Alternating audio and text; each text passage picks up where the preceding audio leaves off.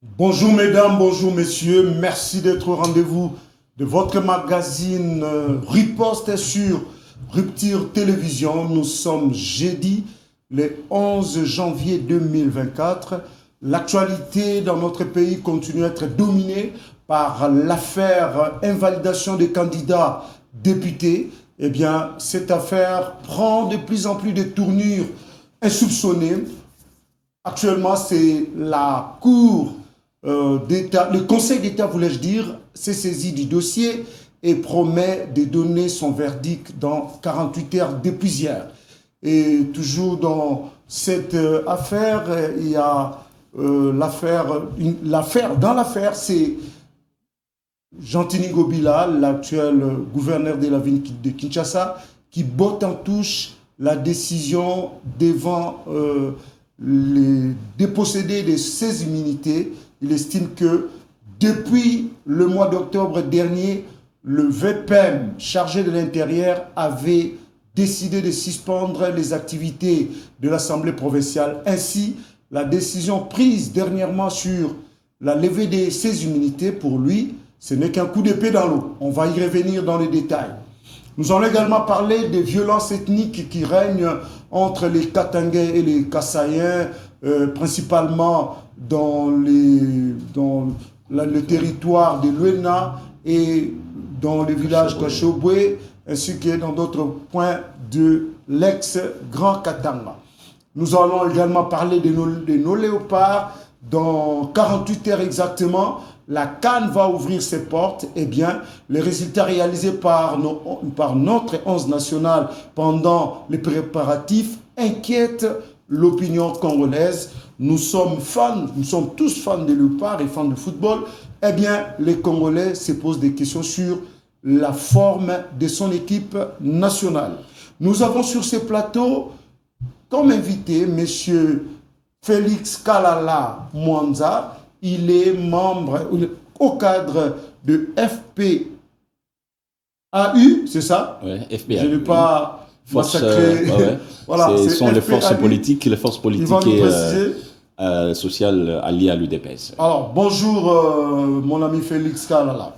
Bonjour Monsieur Jean-Claude et meilleurs vœux à vous. C'est une nouvelle année, je ne peux que vous souhaiter bien des bonnes choses et que le succès puisse vous accompagner. Je vous le réciproque. Merci. Voilà, vous savez que notre émission c'est un magazine bilingue.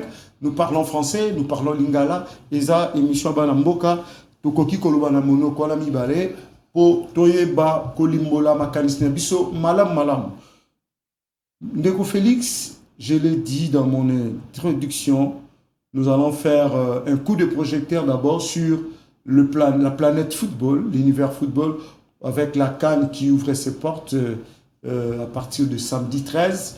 Les léopards seront de la partie, mais les prestations de notre 11 national depuis Dubaï, à partir de Dubaï où il est en séjour de préparation, inquiètent l'opinion. Il faut compter que sur les 3 dernières prestations des léopards, ils ont enregistré 2 défaites et 1 nul, ce qui inquiète énormément les Congolais qui sont très fans du football et de leur équipe nationale.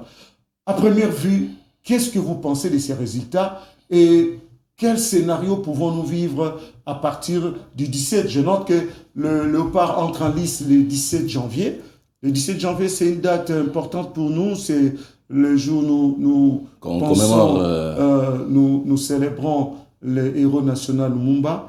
Eh bien, dites-nous un peu, est-ce que vous avez, comme les autres Congolais, la peur dans le ventre? Bon, merci d'abord de la parole et surtout de l'honneur que vous me faites aujourd'hui de me présenter sur ce plateau et dans ce cadre si bien aménagé de Rupture Télévision. Je présente mes sincères félicitations à son Excellence, voilà, pour que effectivement le travail puisse effectivement avoir toujours son succès. Concernant la prestation des léopards, d'abord en tant que nationaliste, je ne peux que souhaiter plein succès à nos 11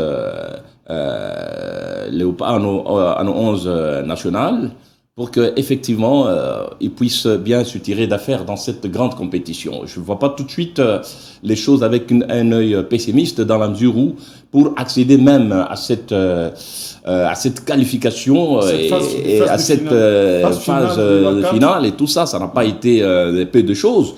Donc, moi, je crois que dans cette compétition, les léopards pourront toujours défendre correctement nos couleurs nationales, comme ça a déjà été le cas dans les années passées, tout en espérant que le gouvernement va mettre les moyens nécessaires pour une motivation conséquente de nos ambassadeurs sportifs que sont les léopards. Ici, je voudrais aussi dire que la République démocratique du Congo aspire à être une grande puissance sportive. Et on a vu ça lors de l'organisation même des Jeux de la francophonie, quelque chose qui a marqué de façon feutrée notre histoire sportive. Et je pense qu'avec le nouveau pouvoir, enfin le deuxième quinquennat que le peuple vient d'accorder au président de la République, Félix Antoine Tshisekedi, que je félicite en passant, je pense que ce quinquennat peut être aussi mis à profit pour entretenir, par exemple, les ambitions d'organiser la CAN ici en République démocratique du Congo, ce qui ne sera pas une mauvaise chose. Je pense qu'il y a déjà... Ce sera une première cette fois. Ce sera une grande première. Et on a toujours dit que qui peut le plus peut le moins. Et c'est lui qui est fidèle dans les petites choses, il peut l'être aussi dans des grandes choses. C'est lui qui a réussi à organiser les Jeux de la francophonie avec un succès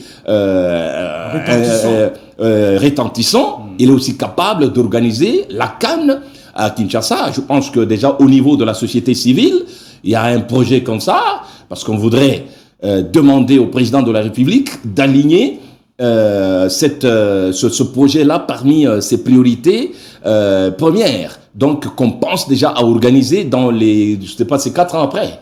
Hein, c'est tous les 4 ans. Dans les jours à venir, qu'on organise la CAN ici en République démocratique du Congo, et ça sera aussi un coup de réussite sur le mandat de Félix Tshisekedi qui vient d'être renouvelé. Très bien, donc, tous on a Maramba Léopard, Ndeko Félix. Nalandi, analyse, il y a commentateur sportif.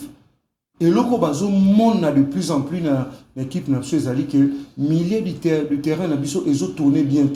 Parce que il faut noter que le match à Souka Otobeti Misatu, Léopard a tchekabi Moko. Moutaché bien un défenseur, Chancel Bemba. Donc, sur la pléiade d'attaquants qu'on a, aucun d'eux, alors qu'ils brillent de mille feux dans leurs clubs respectifs, mais aucun de nos attaquants n'a réussi à marquer le moindre but. Encore moins, aucun médiateur n'a réussi à marquer le moindre but sur les 3 dernières rencontres. Finalement, dans une équipe, il y a un défenseur, il faut battre un but, ou bien il faut un attaquant, un médiateur éventuellement. De toute façon, toutes ces prestations-là, c'était dans le cadre de ce qu'on a appelé stage.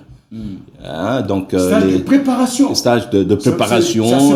C'est effectivement. Les défaites qui ont été observées constituent un motif d'interpellation de l'entraîneur. Tout ce qui constitue le staff de coaching de Léopard doivent se sentir effectivement interpellés pour opérer des réglages là où c'est nécessaire, de manière à ce que nos joueurs puissent effectivement prester favorablement, surtout pour l'honneur de notre pays. Donc là où il faut mettre un bon ailier, là où il faut placer donc l'homme qu'il faut à la place qu'il faut.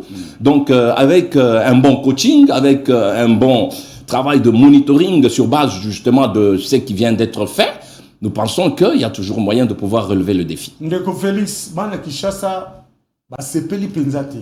Ce rotani une équipe sélectionnée Sébastien Desadre à Sali, équipe mon côté à Congo, et Zana ba joueur na kati à part Mazembe, oh ya pesika gardien.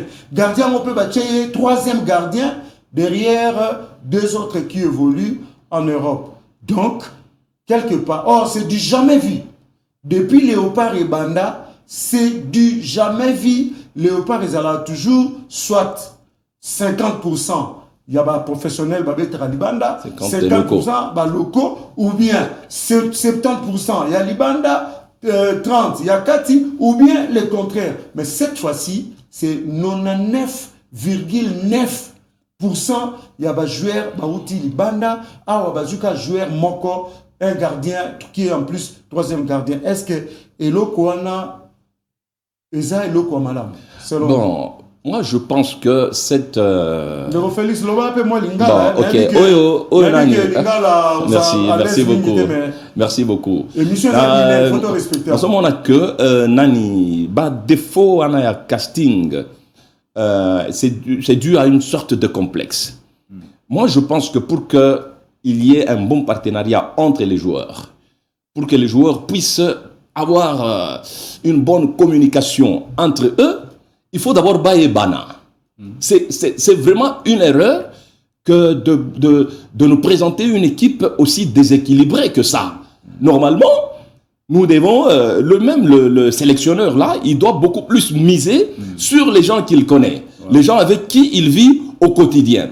Et l'aventure, les gens qui viennent de l'extérieur, donc les professionnels, ceux qui viennent, qui évoluent à l'international, ne peuvent venir qu'en appui, ils ne peuvent venir que pour soutenir une équipe, une collaboration qui existe déjà. Une ossature déjà. Il y a une ossature, il y a une armature qui existe et qui collabore, qui communique directement avec le sélectionneur. C'est important pour créer les automatismes.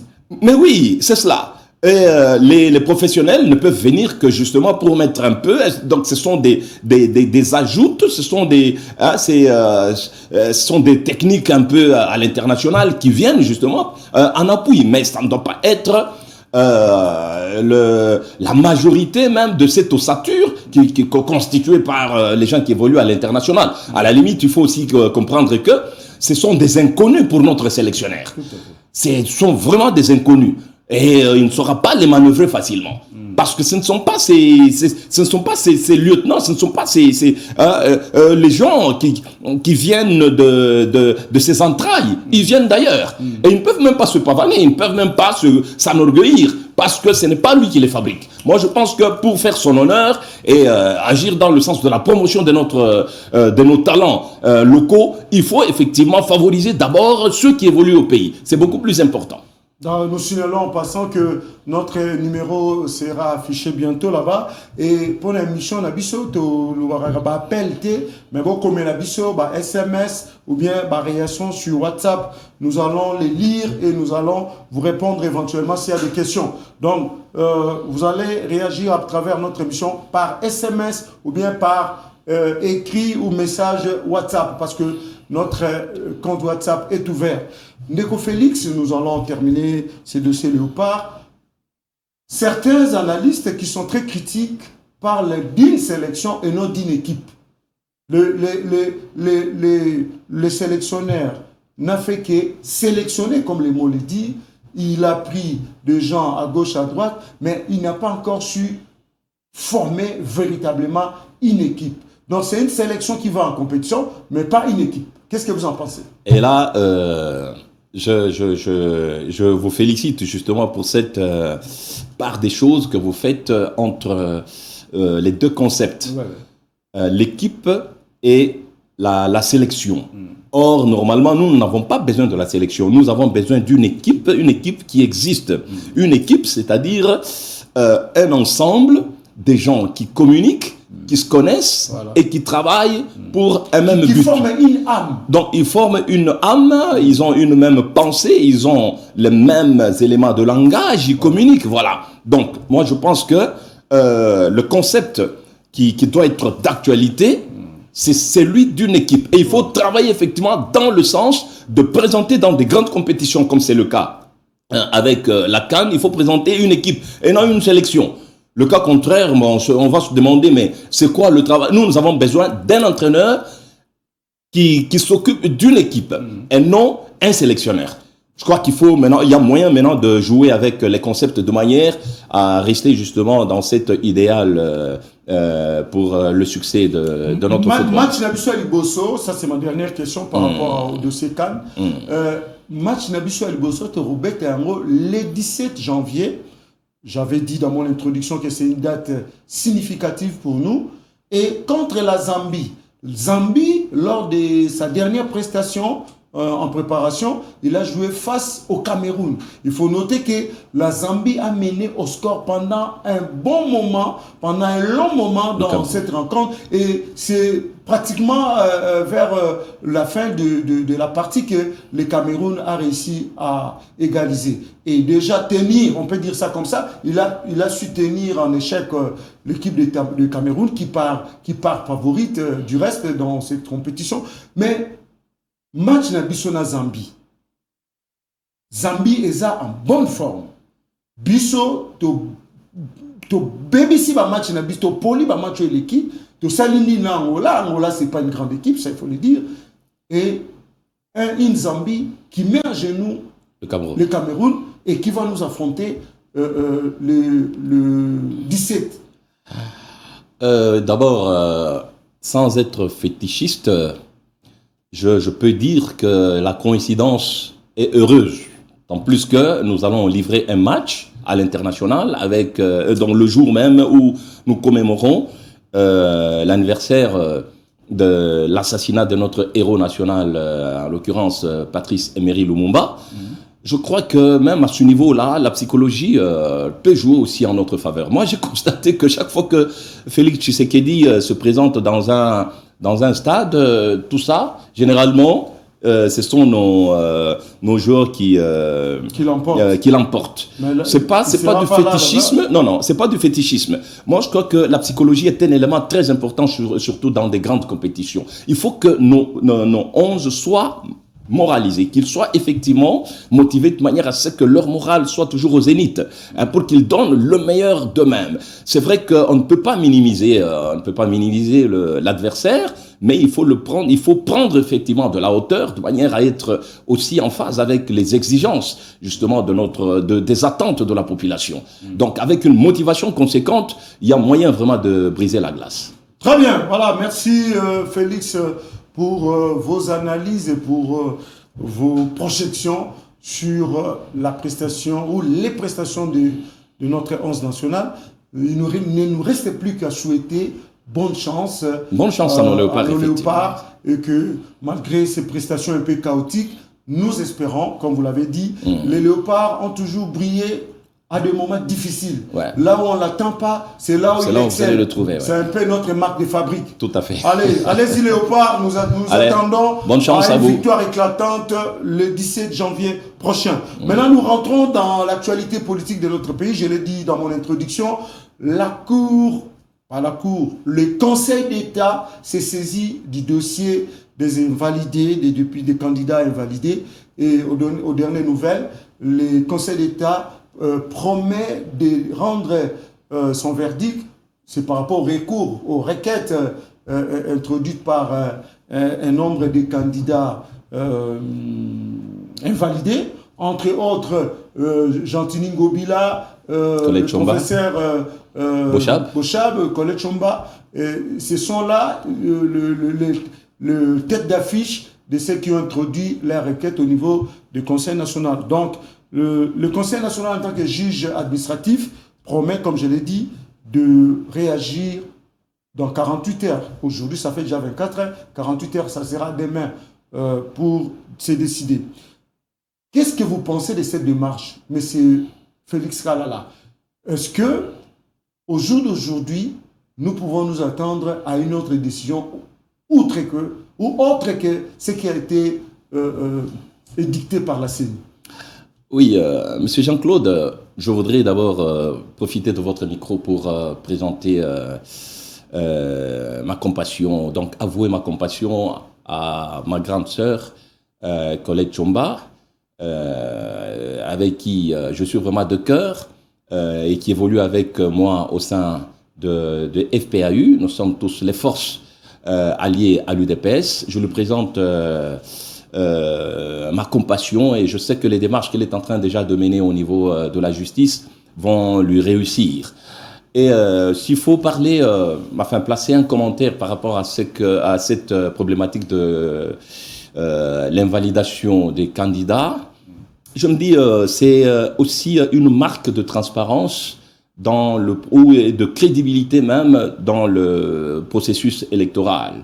De quoi aussi féliciter l'équipe Kadima sans en faire trop, parce que c'est pour la première fois, à moins que je m'abuse, que la publication des résultats puisse se faire dans un cadre de convivialité. On a vu même des candidats présidents de la République être invités et assister à cette publication des résultats. Donc ça montre effectivement qu'il y a une avancée. C'est déjà le début de la maturité démocratique dans notre pays. On a vu comment les Malou publiaient les résultats dans des chars de combat. On a vu, je sais pas, les Ngoye Mulunda se cacher pour publier les résultats, comme quoi les élections en Afrique, comme dans notre pays particulièrement, ont toujours été le moment de forte tension. Mais heureusement, cette année, ça n'a pas été le cas. Concernant justement l'invalidation des candidats qui ont été à tort ou à raison, parce que je n'ai pas d'éléments pour argumenter dans un sens comme dans un autre, encore que la CENI est une institution indépendante qui prend des initiatives en toute indépendance, des choses qu'il faut saluer, et donc le fait d'invalider, moi je pense que cela entre dans la culture même de la sanction. Il faut punir là où il y a eu des irrégularités, là où il y a eu tricherie, là où il y a eu fraude, là où il y a eu incitation, je ne sais pas moi, à la violence, eh bien, ce sont des dérapages qui valent d'être sanctionnés. Donc, cela nous renvoie dans la culture de la sanction. C'est un peu, lorsque j'essaie un peu de réfléchir par parallélisme de forme, je vois ce que l'IGF est en train de faire. C'est-à-dire, il faut sanctionner maintenant. Et on dit que tous ceux qui ont été attrapés la main dans le sac vont se présenter aussi devant la justice. Il y en a déjà qui sont déjà devant évidemment, pour aller présenter leurs moyens de défense. Moi, je crois que ça entre effectivement dans le jeu de la démocratie. Et c'est tout à fait normal. Quand bien même que les gens essaient un peu d'y aller avec des moyens tout à fait déloyaux, les moyens plutôt déloyaux, pour faire une sorte de règlement des comptes. Je n'ai rien contre le pasteur Godin Pouy, mais en le citant ici, je voudrais tout simplement manifester ma désolation, parce que le malheur des uns ne peuvent jamais faire le bonheur des autres et organiser un culte pour se moquer de quelqu'un. Vous savez, moi j'ai suivi dans les réseaux sociaux ce que le pasteur Godin Pouy a fait. Je dis à la limite, il est en train de pécher il est en train de cracher sur la divinité. La chair est destinée à dispenser, à annoncer d'abord les oracles des dieux. C'est ainsi dit l'Éternel. Lorsque vous êtes pasteur et que vous prenez la parole devant les enfants des dieux, c'est pour dire ainsi dit l'Éternel. Et la chair, c'est aussi le lieu privilégié c'est le sacerdoce. Vous devez dispenser les valeurs. Mais si on doit tout théâtraliser, moi je crois que, quel que soit le zèle qu'on prétend avoir du point de vue évangélique ou scientifique, je crois que notre frère qui s'appelle pasteur doit savoir mettre des limites à ce zèle-là qui semble être aussi un zèle amer. Je comprends que vous abordez directement le Kangobila. Ouais. On va y revenir en détail. Ouais. Mais parlons d'abord de la forme dans les dossiers des invalidations. Allons d'abord dans les formes. La forme, pardon.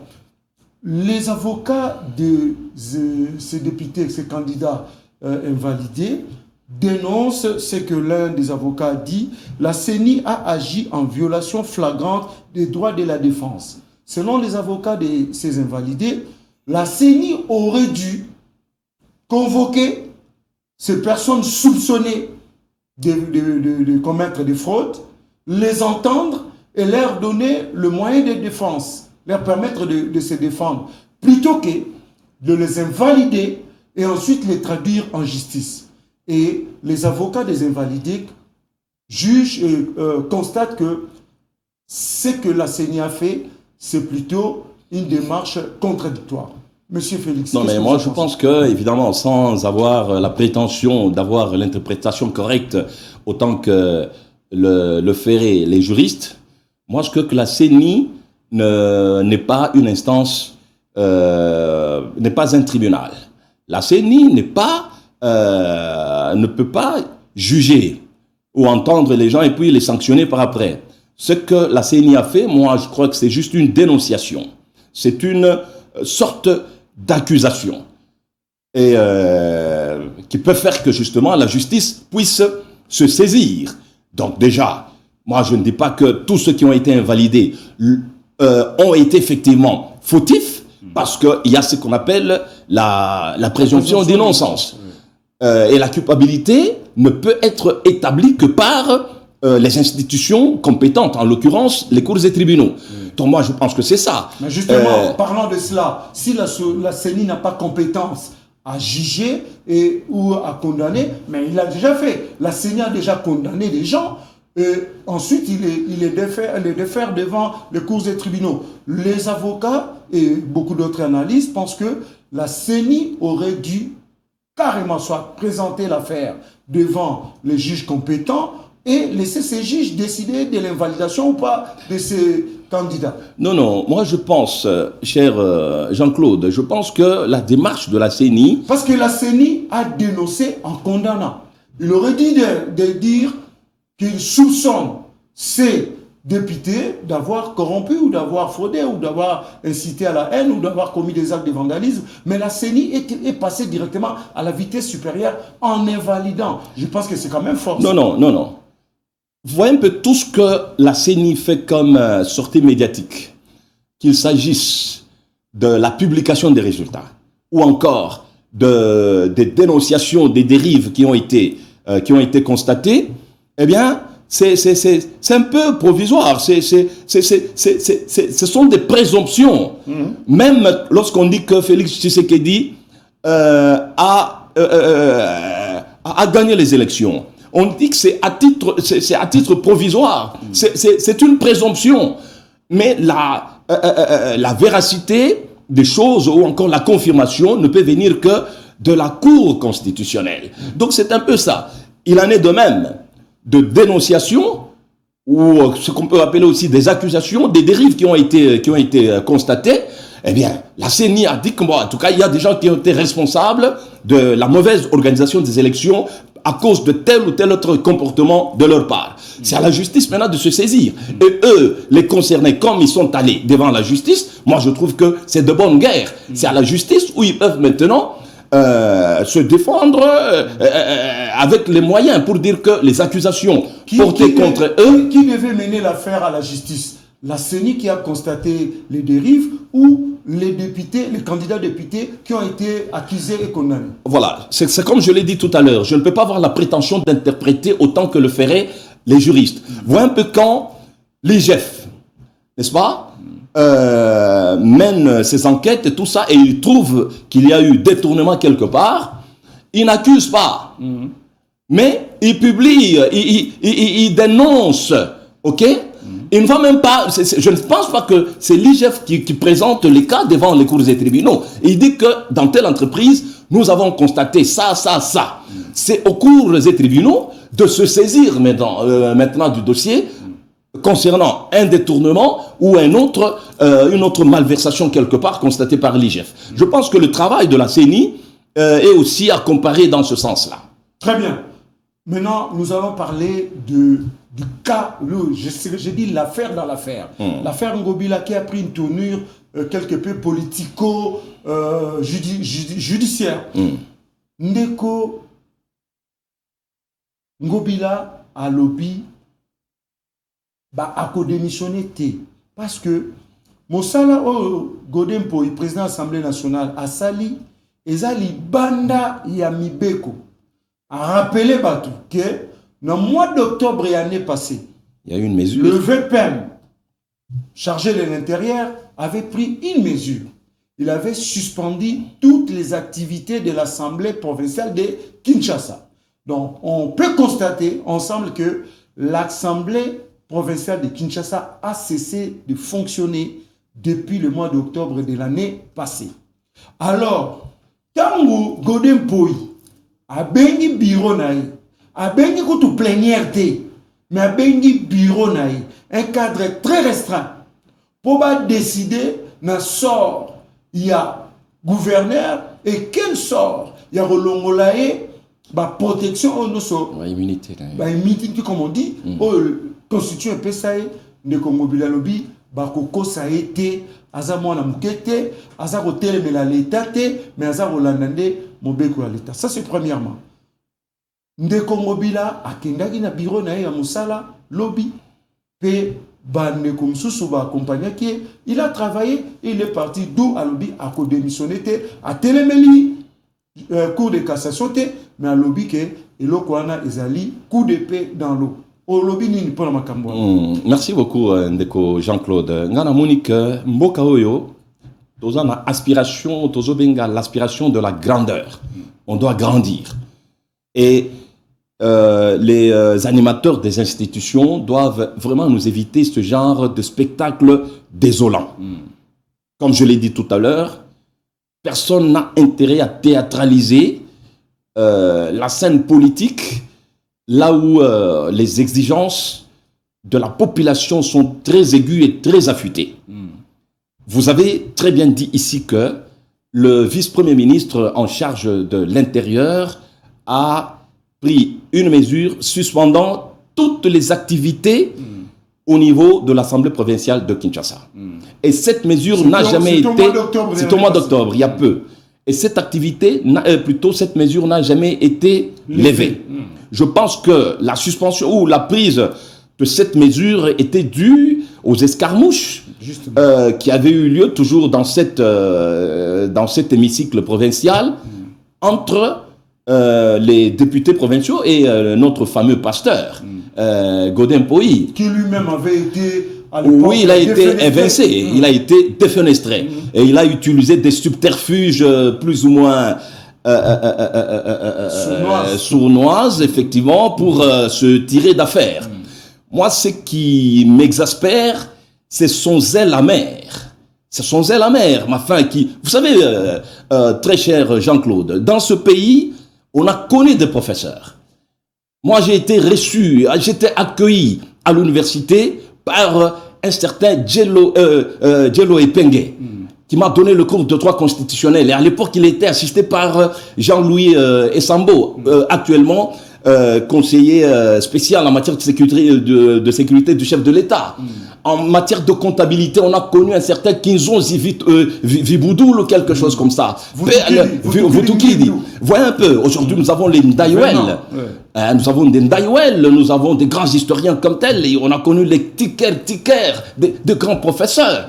Mais d'où nous viennent ces professeurs-là qui se déculottent, qui est prêt à se déshabiller devant même la population? Ça nous vient d'où ça? Non, ils s'habillent plutôt en Versace. Non, écoutez, vous savez, d'abord, quand on est dispensateur des valeurs, quand on est défenseur de l'évangile de Christ, on a une certaine dose de moralité qu'on doit partager avec les autres. Ce que nous voyons, c'est il se pourrait que Ngobila, Gentini soit fautif.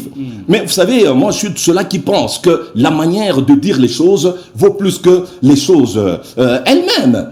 Vous voyez, ça ne sert à rien de théâtraliser outre mesure. D'ailleurs, Denis Lessi l'a dit, Botikiranga pétage nangai. Il a dit, Babiloko pétage wana.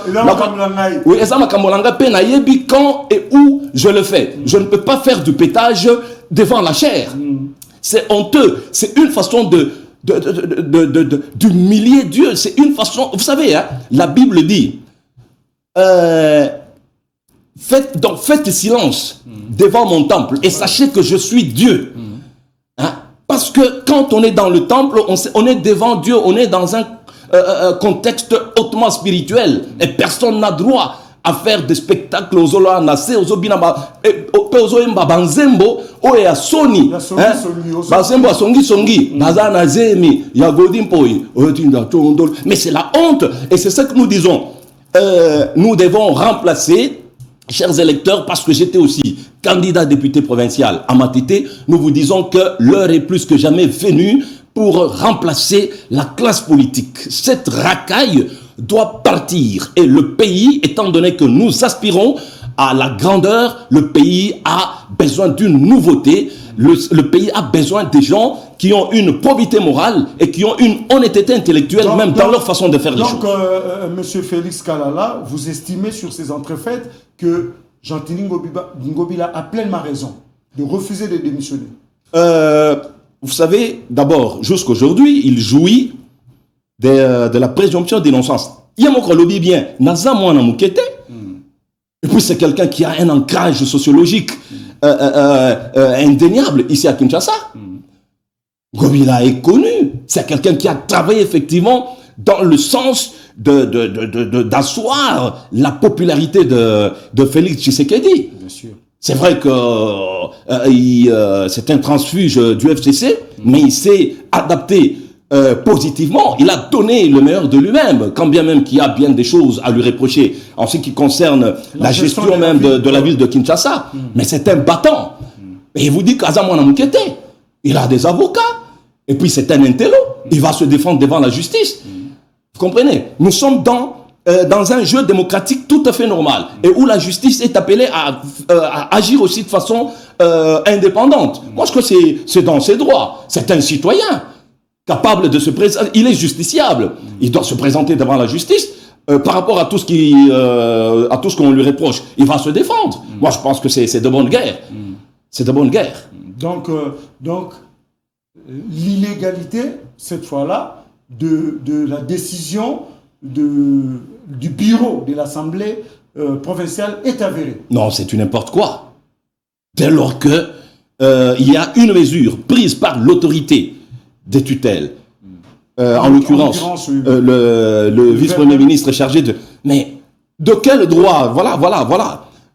De quel droit notre Godin Poï pouvait se permettre d'aller organiser une plénière? C'est même pas une plénière, une réunion de... Une réunion, normalement, je pense que c'est lui qui... être une plénière. Normalement, il peut y avoir aussi le retour de la flamme. Hein. Ngobila peut facilement renverser la vapeur et attaquer le monsieur qui a agi en toute illégalité. Parce que l'acte qu'il a posé en organisant justement cette rencontre cavalière et tout ça, c'est à l'encontre, c'est le contraire de ce qui devait être fait. Parce qu'il y a une mesure portant en suspension des activités de l'Assemblée. Et de quel droit? Voilà un peu cette politique de la jungle où n'importe qui se permet de faire n'importe quoi, quand bien même qu'on se dit le plus intelligent du monde. Alors, sur la liste des invalidés, il y a beaucoup de professeurs d'université. D'ailleurs, nous l'avons abordé il y a peu avec certains invités sur ce plateau. La PUKIN, qui est l'association des professeurs de l'université de Kinshasa, s'est impliquée dans l'affaire. Il est monté au créneau pour demander à tous les professeurs qui ont été invalidés comme candidats députés de démissionner de leur chaire à l'université ou de leur responsabilité académique. Qu'est-ce que vous en pensez? Ah oui, je voudrais dire, cher Jean-Claude, qu'au moins professeur et à l'université, hein, ce n'est pas n'importe qui. C'est un modèle. Ce sont des gens dont la personnalité s'assoit sur des valeurs. Un professeur d'université, c'est une éminence grise. C'est quelqu'un qui jouit d'une bonne probité morale et d'une honnêteté intellectuelle. Mais le drame dans le contexte politique de notre pays, c'est que les professeurs qui quittent le monde scientifique pour venir faire la politique, ils deviennent... ils cessent d'être des modèles. Ils cessent d'être des modèles. Oh, ça devait être le contraire. Lionel Jospin. Souvent, ils deviennent de malins génies. Oui, ils deviennent des malins... Oui, ils sont dans des magouilles et tout ça. Hein? Moi, j'ai vu, moi, évidemment, parce que je peux prendre un cas honteux hein, du professeur, je sais comment, encore un grand constitutionnaliste, Évariste Bochab, dont, j'ai toujours admiré l'intelligence. Mais quand je le vois danser pendant la campagne, et puis prêt à enlever sa veste, tout ça, danse à JB. Je dis, mais il y a un problème. Je ne vois pas Lionel Jospin, qui est aussi professeur, à moins que je m'abuse, faire des choses comme ça. Jospin était là, vraiment engagé dans la politique française, mais quand tu l'as vu que ça ne semble plus marcher. Ou encore Alain Juppé. Ou Alain Juppé. Ouais. Vous savez, moi je me dis, pour autant que j'aspire aussi à la grandeur politique, je veux être un modèle dans le monde politique. Je m'inspire, par exemple, de celui je sais pas, il venait de mourir. C'est Jacques Delors. Jacques Delors, on a connu les Raymond Barre, ou même les Jacques Chirac, les François Mitterrand. Ce sont des modèles, vous voyez, qui ne peuvent pas se dénuder ou se livrer en spectacle de façon aussi honteuse. Donc c'est un peu ça. Et puis... Non, mais ne vous en faites pas, tous ceux que vous venez de citer là, ce ne sont pas des saints. Hein. Ils ont aussi je veux bien. une face noire de je veux bien. Âme que tu ne mais connais pas. Vous savez, il faut toujours sauver aussi l'apparence. Il faut savoir sauver l'apparence au lieu de se vautrer et de se fourvoyer dans la médiocrité de façon ostentatoire. Donc c'est un peu ça. Moi je pense, vous savez, il y a d'ailleurs une sagesse qui dit que chacun de nous a une mauvaise odeur dans son ventre. Mais ça dépend de la digestion et de la gestion. Comment vous gérez votre personnalité, comment vous gérez votre santé et comment vous digérez ce que vous avez mangé. Tout à fait. Quand les gens commencent à sentir la mauvaise odeur autour de vous, c'est-à-dire il y a quelque chose qui ne va pas.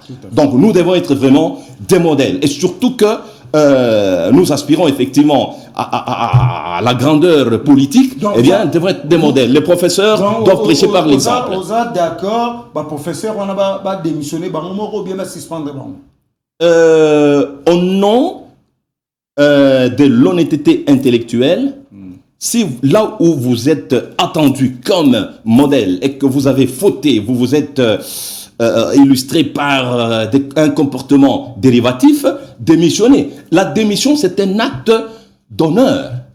C'est pas donné à tout le monde. Ça relève effectivement du sens de l'honneur. Quand quelqu'un démissionne. C'est pas un peu trop tôt? Vous venez de le dire tout à l'heure. Ces gens invalidés bénéficient de la présomption d'innocence. Il faut attendre peut-être que le dernier verdict viendra de la Cour constitutionnelle. Oui, c'est-à-dire des cours et tribunaux qui vont statuer selon les cas. Il y a déjà cette présomption d'innocence dont ils bénéficient. Très bien. Nous allons aborder la dernière thématique de notre magazine de ce matin. Celle-ci est relative aux violences interethniques que nous constatons à travers les pays, particulièrement dans les Katanga, les Hauts-Katanga surtout, et aux abords des frontières entre les Kasaï et l'ex-Grand Katanga. Ndeko Félix, Toza Rolanda, depuis un certain temps, bandeko na biso ba Katangais na ba Kasaïens, surtout parce qu'il n'y a pas que là-bas, parce qu'on nous signale aussi au nord Kivu et au sud Kivu, il y a encore des chocs interethniques. Mais oyo ezako bimana poisa mikolo et mati ezali bitumba kowela na kobomana kozokisana kati ya bandeko na biso ba Katangais na ba Kasaïens. Tolobi yango mingi. Mais nga eloko za ko intéressé nga ezali to lukana ba piste de solution. Mais avant tout, comment la piste de solution, d'après vous, quelles sont les causes véritables de ces escarmouches, de ces violences prononcées récurrentes entre les Katangais et les Kasaïens? Encore une très bonne question, très cher Jean-Claude. Une question qui a toute sa valeur interpellatrice. Moi, Félix Kalala, je suis Kasaïen, certes, mais je suis né au Katanga, à Kolwezi précisément. Et ici, je salue le Premier ministre Jean-Michel Samalukonde, qui est un Katangais. Et nous avons étudié dans la même école. C'est un ancien de l'Institut technique de Motochi. Et à travers votre micro, je salue tout le monde. Je salue tous les amis qui sont à Kolwezi. Tous ceux qui sont à Lubumbashi et tout ça. Les Kassaïens. Parce que nous sommes suivis. Les Kassaïens. Le message est passé, certes. Les Kassaïens et les Katangais, c'est un même peuple. Ouais. Autant vous trouvez des Kalala chez les Kassaïens. Comme vous. Vous allez trouver un Kalala chez les Balubakat. Les Ngoï sont partout. Et vous allez trouver même un Kalal chez les Rounds, c'est-à-dire on enlève tout simplement le A. Autant on trouve des Mutombo chez les Kassaïens, on en trouve aussi chez les Kassaïens. Et on va trouver les Mutombes. Ok? Nous sommes un même peuple. Personnellement, c'est qui m'avait décidé de venir faire l'université et embrasser les sciences politiques et administratives. C'est cette... J'étais un révolté. Nous avons été chassés du Katanga en 1992, 93, là, au plus fort de la conférence nationale souveraine. Parce que vous parlez. Et moi, si j'ai décidé de faire la politique, c'est aussi dans cette ambition de réparation. Nous nous disons plus jamais ça. Il y a eu des mariages rompus. Oui. Il y a eu des amitiés disloquées. Il y a eu des familles, imaginez-vous, il y a des familles qui ont été dispersées comme ça, parce que vous avez parlé des causes. Il y en a deux. La première et la principale, c'est la manipulation politicienne, qui continue jusqu'aujourd'hui à être utilisée comme astuce par des mauvais politiciens. Ça date des années de l'indépendance. Hein. Et vous savez, on essaie un peu de réfléchir sur base de la lecture objective de notre histoire. Le décollage de notre pays en tant qu'État indépendant, le décollage a connu des problèmes à cause de la sécession katangaise. N'est-ce pas? Nous arrivons en 78. Là, je suis, je ne sais pas, en deuxième, troisième primaire. Ce sont les ex-Katangais qui viennent attaquer Kolwezi et qui tuent les expatriés. Les Français. Non, il y avait des Italiens, des Libanais et même des Français qui avaient l'économie du coin en main. On les avait tous saccagés, n'est-ce pas? En fait, c'est nous-mêmes. Par, je ne sais pas, par le fait de l'ignorance, parce qu'on est prêt à céder à la manipulation politicienne, qui dérangeons notre espace vital. On arrive en 90, c'est encore, là, c'est le déclin du moboutisme et tout ça avec ses conséquences sociologiques et économiques. Ici à Kinshasa, il y avait pillage. À Kolwezi, il y avait aussi pillage. Et comme si cela ne suffisait pas, c'est Kingwak Mwanza qui vient presque à la même période avec le message de séparation. Les Biloulou. Bon, les Biloulou et tout ça, ok. C'est pas la peine de remuer le couteau dans la plaie. Et personne n'a intérêt. Comme je le dis, moi personnellement, moi Félix Kalala, j'ai toujours travaillé dans le sens de la réparation et de la réconciliation. C'est très très important. Et plusieurs fois, j'ai fait même des propositions, des projets que j'ai déposés à la primature. Malheureusement, jusqu'aujourd'hui, le Premier ministre ne m'a jamais reçu. Il ne m'a jamais répondu. Je lui ai fait des propositions dans le sens de mettre sur pied des mécanismes d'intégration et de réparation et tout ça. Pas non seulement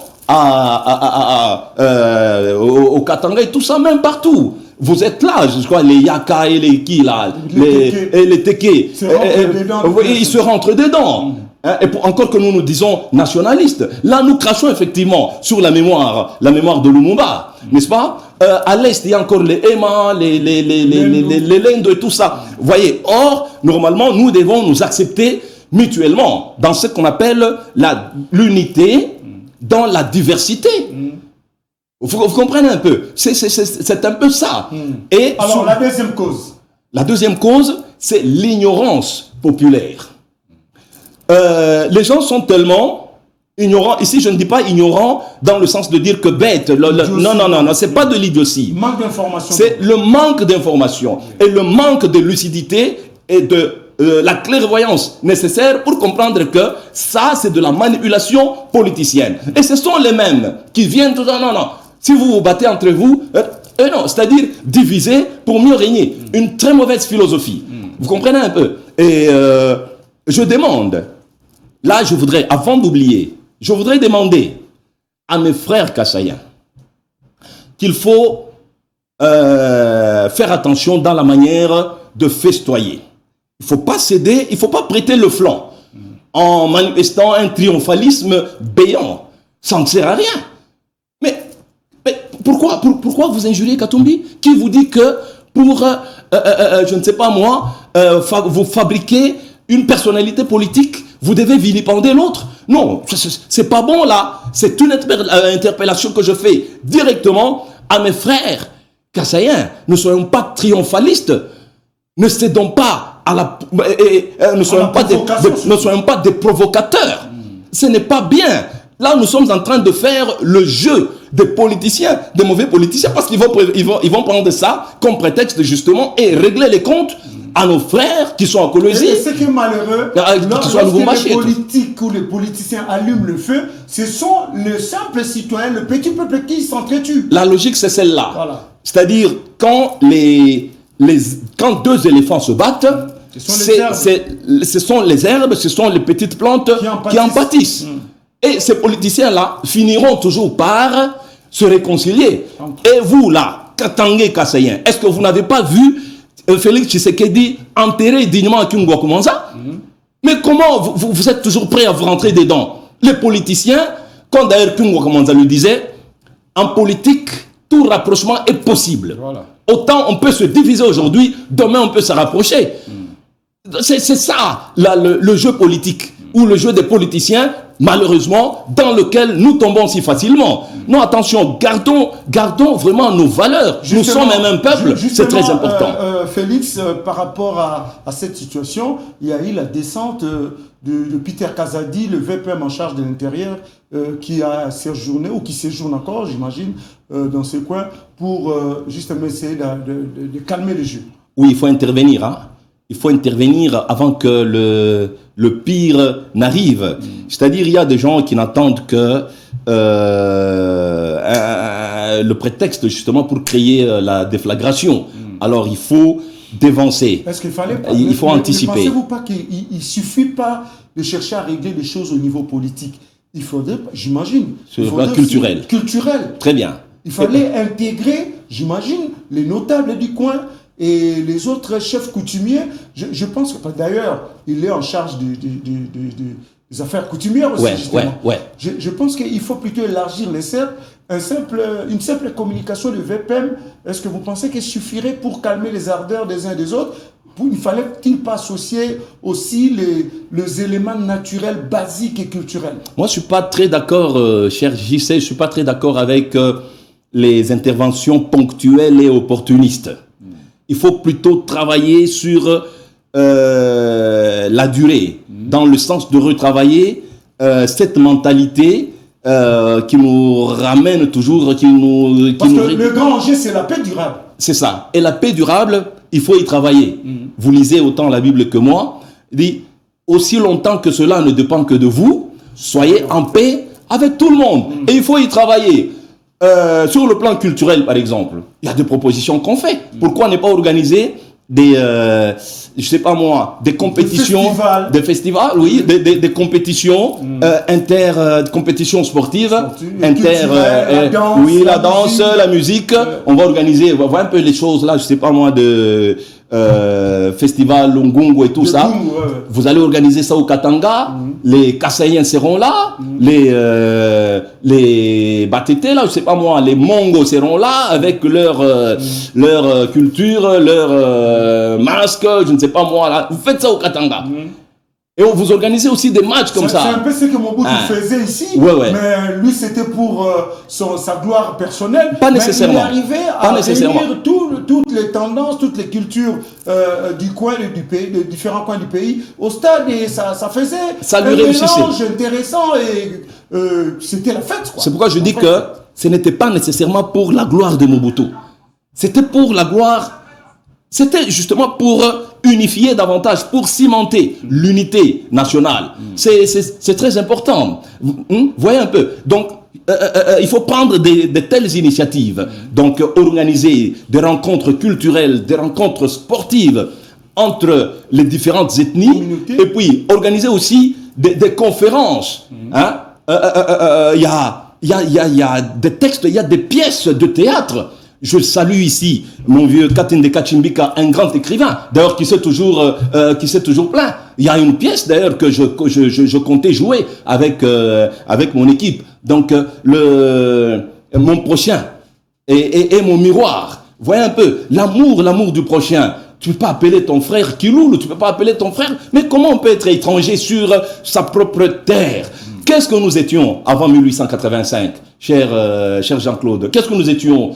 Quelle était la configuration de notre État indépendant en ce moment-là? Avant 1885, avant cette conférence de Berlin, qu'est-ce que nous étions? C'était des empires et tout ça.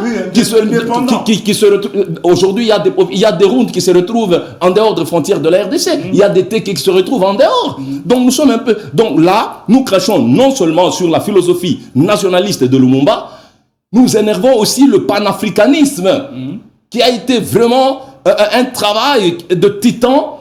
Fait par les pionniers de la négritude.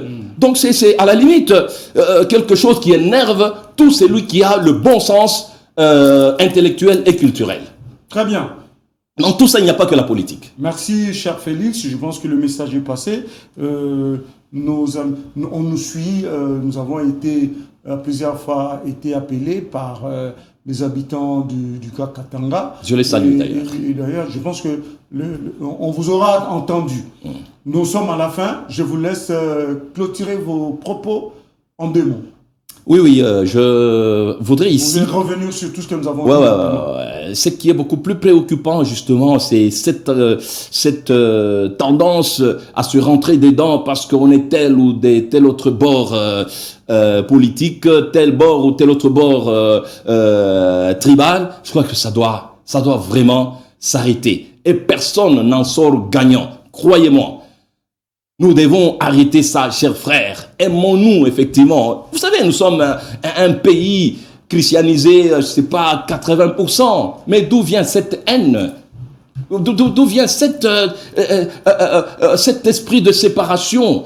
Là où même Jésus-Christ lui-même avait dit, si vous vous aimez les uns les autres, c'est alors que le monde saura que vous êtes réellement mes disciples. Comment on peut se dire disciple de Jésus-Christ avec autant d'églises dans toutes les parcelles, dans toutes les avenues, dans tous les quartiers, alors que l'amour vrai n'existe pas? Je pense que cette actualité malheureuse doit nous interpeller tous. Merci beaucoup. Très bien, voilà, c'est avec ces propos que nous allons marquer un terme à ces magazines. Mais avant la fin des fins, je voudrais quand même lire le message que nous avons reçu de la part d'un téléspectateur.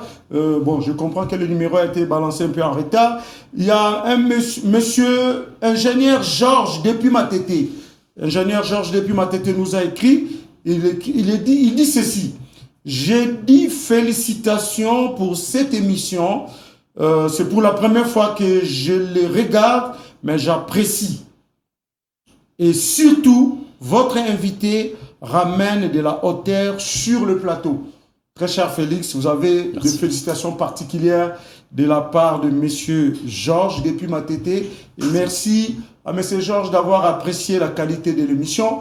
Prenez toujours rendez-vous avec nous à partir de 10h15 chaque jour sur Rupture Télévision et vous allez suivre plusieurs matières à débattre qui vont certainement vous édifier. Et prenez aussi rendez-vous avec nos différentes sessions d'information et vous serez suffisamment informés. Voilà, nous disons merci à tout le monde, merci à l'équipe technique et rendez-vous à demain 10h15.